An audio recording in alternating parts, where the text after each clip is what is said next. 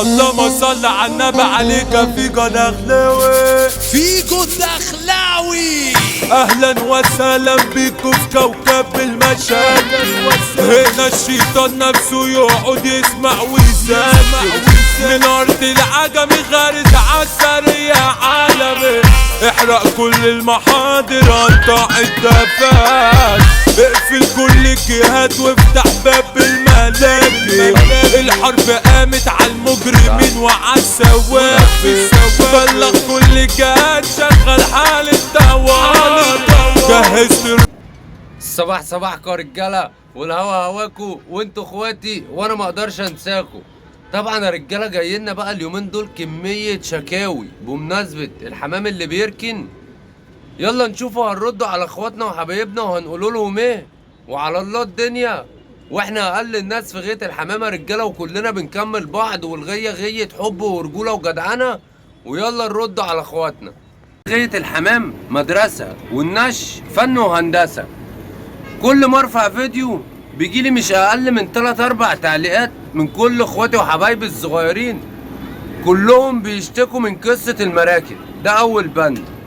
تاني بند يا رجالة، طول ما الحمام بتاعك صحته كويسة وريشه كويس وما يعيبهوش اي حاجة وبيروح يركن، يبقى العيب منك انت باشا، العيب مش من فرد الحمام، يبقى العيب منك انت. وكتر استعجالك وكتر تقل ايدك هي اللي بتزهقه من المكان وبتخليه يروح يشوف اي مكان جنبك ويركن فيه. خد بقى الكلمتين دول يا باشا. عامل طريقة زغاليل انت ومكانك واطي، لازم توسع خلقك معاهم على قد ما تقدر، بالذات في فترة تجهيزهم. كل خطوة بيوصلوا لها استخدم معاهم الصح وزيادة شوية لحد ما توصل بيهم للمستوى اللي هم ياخدوا منك الميعاد الثابت. افتحهم على ايدك كل يوم ساعة او ساعتين لو مكانك هيعكسك وفي عماير ياما والكلام ده. ما تسيبهمش مفتوحين 24 ساعة. الفترة الزمنية اللي هيقوموا يجهزوا فيها سيبهم براحتهم يناموا على الظهر، واول لما يقوموا يشوطوا ويبدأوا يجهزوا وينبهوك نقي زاوية قريبة تكون مثلا الحمامتين لما تيجي تهزهم منها هيعرفوا يقوموا كده يتنطوروا فيها وياخدوا لفة ولفتين. اعمل لهم كده بايدك وخلالهم المكان، اللي يقوم يقوم واللي ما يقومش ما يقومش، وما تقفش في وشهم. لو انت وصلت بيهم للمستوى اللي انت اديتهم الميعاد الثابت وبتجر عليهم بيطلعوا على فوق على طول، تعرف اللي انت رميت ورا ظهرك حمل تقيل من عليك. زي ما هيجي عليك وقت تديهم الميعاد الثابت وتقعد تتفرج عليهم وبتتمتع منهم، لازم تصبر معاهم في فترة تجهيزهم.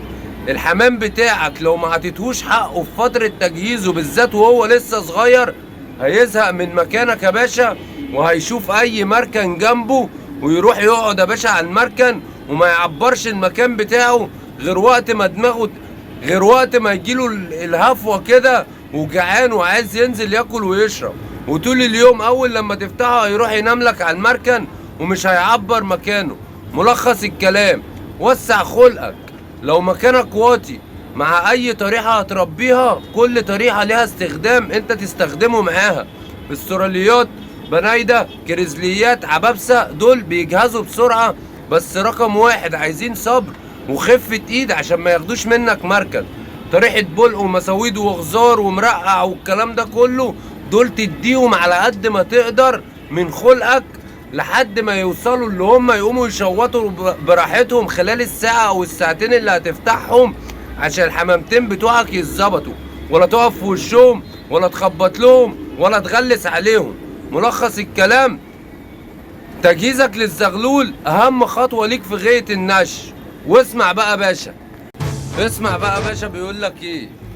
بيقول لك تعيش في مجتمع اذا فشلت فيه تموت من النعورة، واذا نجحت فيه تموت من الحسد.